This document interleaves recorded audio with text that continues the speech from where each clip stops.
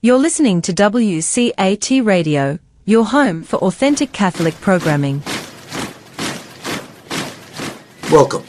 My name is Frank Ambrosio, and I'm the director of the My Dante project at Georgetown University.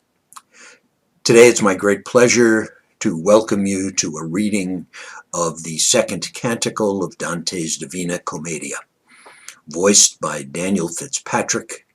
Danny will be reading his own translation of the poem, recently completed to honor the 700th anniversary of the great poet's death in the year 1321. Poetry is meant to be spoken and heard.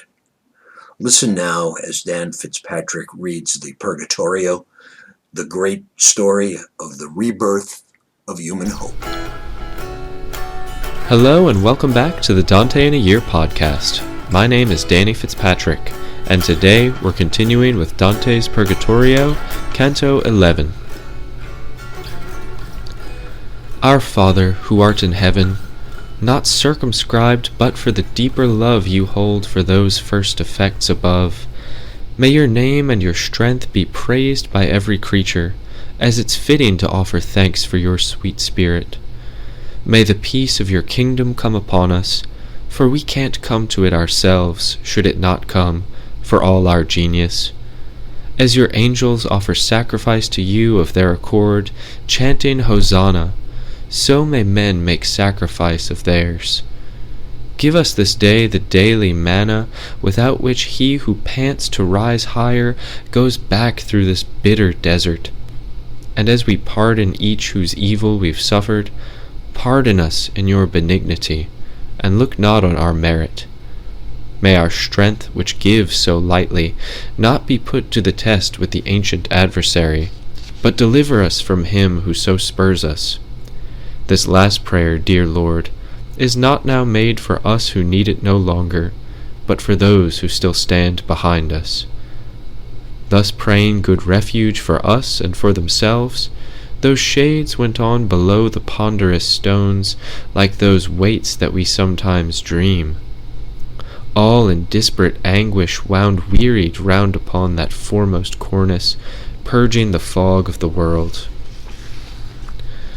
If there the good is forever said of us, what can be said or done for them down here, by those whose wills are rooted in the good?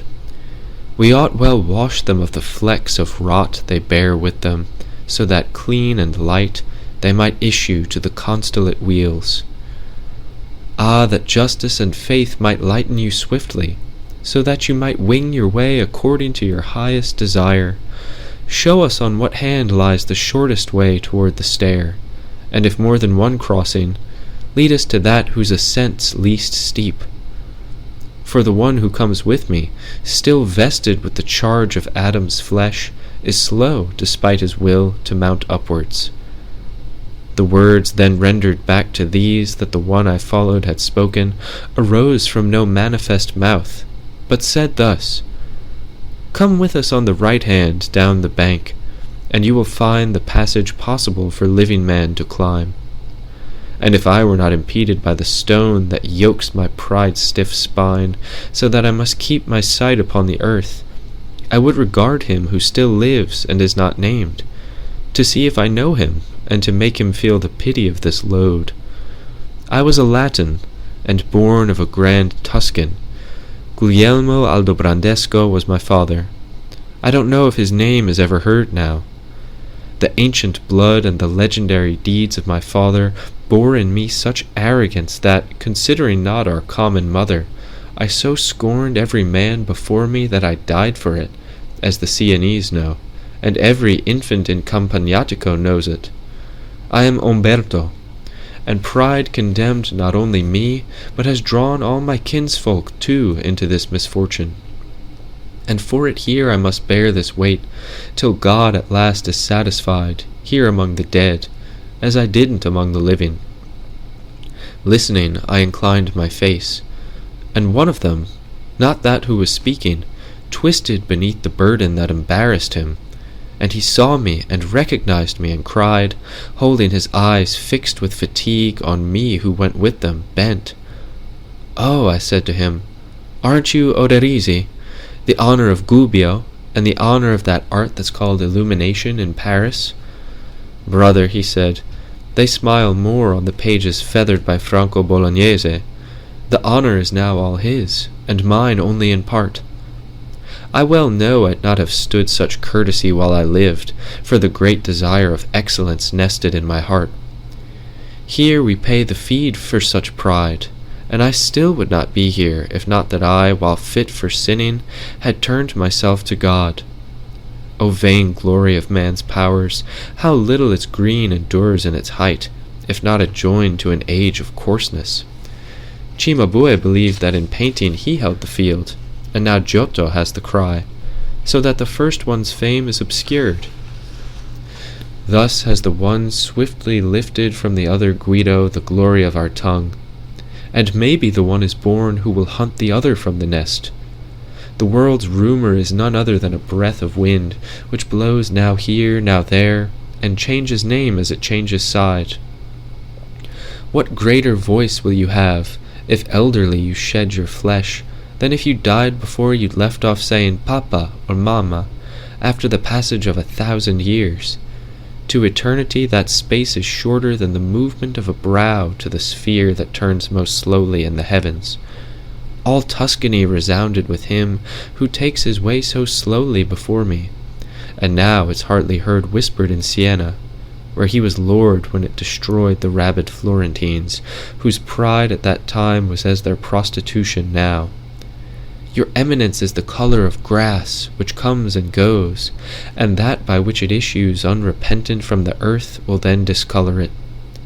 And I to him, your true speech encourages good humility, and appeases the tumid swelling in my heart. But who is he of whom you just spoke? He responded, That is Provenzon Salvani, and he is here since he presumed to gather all Siena to his hands. So he has gone and goes without repose since his death. Such money does he render up for satisfaction who's proved too proud below. And I, if that spirit who holds back, repenting there before the border of life, delays down there and can't ascend to here, if good prayer doesn't aid him, before he's passed as many years as he lived, how was his coming granted? When he lived most gloriously, he said, he freely fixed himself in the Campo of Siena, disposing of every shame, and there, to draw his friend from the pain that he'd sustained in Charles's prison, he brought himself to tremble throughout his veins. I'll say no more, and I know I speak obscurely, but a little time will pass before your neighbors do such deeds as you'll be able to disclose. This labor raised him from his confines. Thanks for joining me for another episode of the Dante in a Year podcast. See you next time for Dante's Purgatorio, Canto 12.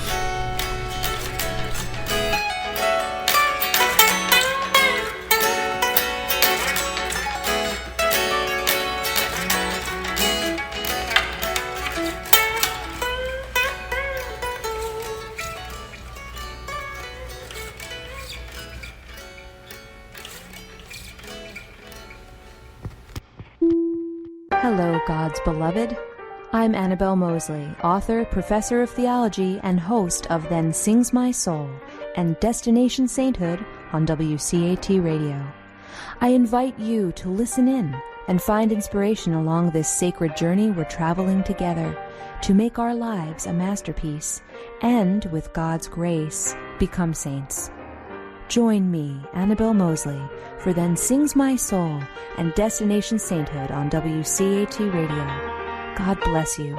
Remember, you're never alone. God is always with you.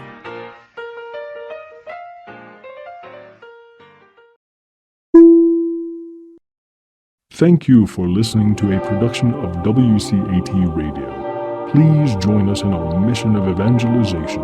And don't forget, love lifts up when knowledge takes flight.